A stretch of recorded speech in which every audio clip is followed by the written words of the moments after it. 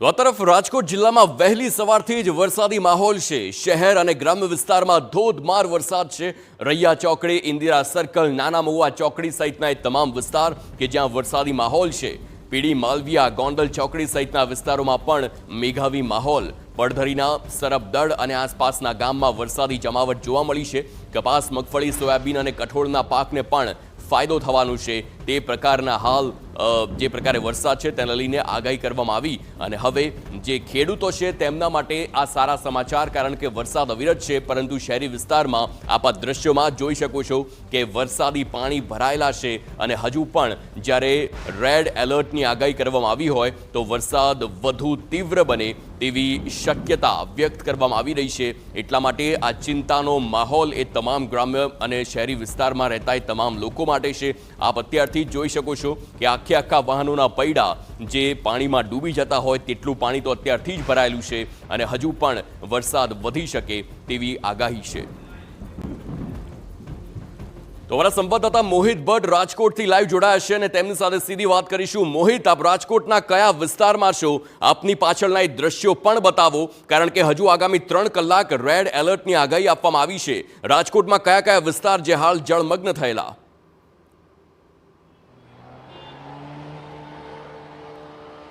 સ્પષ્ટપણે હવામાન વિભાગે જે રીતે આગાહી આપી હતી તેની સીધી જ અસર છે તે રાજકોટ સહિત સૌરાષ્ટ્રભરમાં જોવા મળી રહી છે।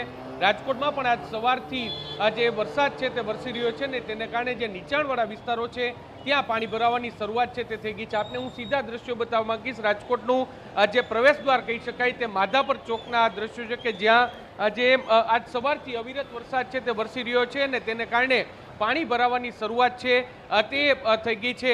જે મુખ્ય ચોક વિસ્તાર છે, જો રાજકોટના 150 ફૂટ રિંગ રોડ પર તમે જો મોરબી તરફથી આવી રહ્યા હોય, જામનગર તરફથી આવી રહ્યા હોય કે રાજકોટની બહારના વિસ્તાર એ ઘંટેશ્વર વિસ્તાર હોય, નાગેશ્વર વિસ્તાર હોય, ત્યાંથી તમે આવી રહ્યા હોય અને જો 150 ફૂટ રિંગ રોડ તરફ તમારે જવું હોય તો આ જે ચોકડી છે તેનાથી ફરજિયાત પસાર થવું પડે અને જે પ્રકારે જે અવિરત વરસાદ છે તે વરસી રહ્યો છે ને તેને કારણે જ માધાપર ચોકડી ખાતે અત્યારે પાણી ભરાવાની શરૂઆત છે તે થઈ ગઈ છે। જે શહેરનું મુખ્ય પ્રવેશ દ્વાર હોવાથી અને અત્યારે જે ઓફિસ ટાઈમ હોવાથી મોટા પ્રમાણમાં વાહનો છે તે શહેરમાં પ્રવેશી રહ્યા છે ને તેની વચ્ચે જે પાણી ભરાય છે તેને કારણે લોકોને પારાવાર મુશ્કેલી છે તે પડી રહી છે, પારાવાર હાલાકી છે તે પડી રહી છે। અનેક વાહનો છે તે આ વરસાદી પાણી છે તેમાં બંધ પડતા જોવા મળી રહ્યા છે। જે પ્રકારે તમે દ્રશ્યો જોઈ રહ્યા છો કે એક રિક્ષા છે તે અત્યારે બંધ પડી ગઈ છે ને ભારે મહા મુસીબતે તેને બહાર છે તે કાઢવામાં આવી રહી છે। બીજી તરફ જે રાહદારીઓ છે તેને પણ ચાલવામાં ખૂબ જ વધારે જે મુશ્કેલીઓ છે તે પડી રહી છે। દર વર્ષની આ સ્થિતિ છે તે રાજકોટમાં માધાપર ચોકડી વિસ્તારમાં જોવા મળી છે, કારણ કે રાજકોટનો જે 150 રિંગ રોડ છે તે 150 રિંગ રોડનું તમામ પાણી છે તે અહીં માધાપર ચોકડી ખાતે આવે છે અને પાણી નિકાલની યોગ્ય વ્યવસ્થા ન હોવાને કારણે જાણે આ વિસ્તાર છે તે નદી બની જાય છે। કેટલાક રાહદારીઓ છે, આપણે તેની સાથે વાત કરવાનો પ્રયત્ન કરશું। શું કહેશો, દર વર્ષે આ અહીંયા પાણી ભરાય છે, કેટલી મુશ્કેલી પડે છે?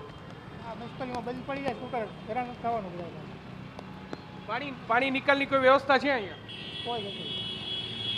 ને વાહન ચાલકો છે તેને પાણી ઓસરવાની રાહ જોવી પડે છે અથવા તો અહીં જે પોતાના વાહનને નુકસાન થાય તે જોખમે અહીંથી પસાર થવું પડે તે પ્રકારની સ્થિતિ છે તે જોવા મળી રહી છે। તમે દ્રશ્ય જુઓ કે ખાસ કરીને ટુ વ્હીલર ચાલકો અને જે એટલે કે જે ટુ વ્હીલર ચાલકોમાં પણ જે સિનિયર સિટીઝનો હોય, મહિલાઓ હોય, તેમને આ વાહનમાંથી જે આ રસ્તા પરથી પસાર થવું ખૂબ જ જરૂર છે। વાહન સાથે પસાર થવું ખૂબ જ મુશ્કેલ છે તે પડી રહ્યું છે અને આ જ પ્રકારની સ્થિતિ છે તે રાજકોટના જે અલગ અલગ વિસ્તારોમાં જોવા મળી રહી છે। વરસાદ છે તે સવારથી ધીમી ધારે હોવાને કારણે જે થોડી રાહત છે, કારણ કે જેમ પાણી ભરાઈ રહ્યા છે તેમ પાણી ઓસરી રહ્યા છે, પરંતુ જે શહેરનું જે મુખ્ય પ્રવેશ દ્વાર કહી શકાય તેવો જે માધાપર ચોકડી વિસ્તાર છે અને માધાપર ચોકડી વિસ્તારમાં જે પ્રકારે પાણી ભરાય છે તેને કારણે લોકોને પારાવાર મુશ્કેલી છે તે પડી રહી છે, પારાવાર હાલાકી છે તે પડી રહી છે, કારણ કે તેમનું વાહન છે તે આ પાણીમાં ફસાઈ જતું હોય છે। રાજકોટના જે ડેપ્યુટી મેયર નરેન્દ્રસિંહ જાડેજા આ તેમનો આ મત વિસ્તાર છે, અહીંથી તેઓ જે શહેરમાં દરરોજ અહીંથી પસાર થાય છે પરંતુ આ મુશ્કેલી છે તે તેના ધ્યાને કેમ નથી આવતી તે પણ એક મોટો સવાલ છે, કારણ કે દરરોજ જો અહીં તેઓ નીકળતા હોય તો તેમના ધ્યાને આવવું જોઈએ, કારણ કે દર વર્ષે ચોમાસામાં આ પ્રકારની સ્થિતિ છે તે અહીં જોવા મળી છે. અનેક વાહન ચાલકો છે, મહિલાઓ છે તે આ પાણીમાં ફસાય છે અને તેને કારણે તેમને હાલાકી છે તે પડતી જોવા મળી છે, કારણ કે નાના ટુ વ્હીલરો છે તેના જે પૈડા છે, તેમના વ્હીલ છે તે આ પાણીમાં ડૂબી જાય છે અને તેને કારણે તેમનું વાહન છે તે બંધ પડી જવાની પણ સ્થિતિ છે તે ઊભી થાય છે અને તેને કારણે તેને પસાર થવું ખૂબ જ મુશ્કેલ પડે છે.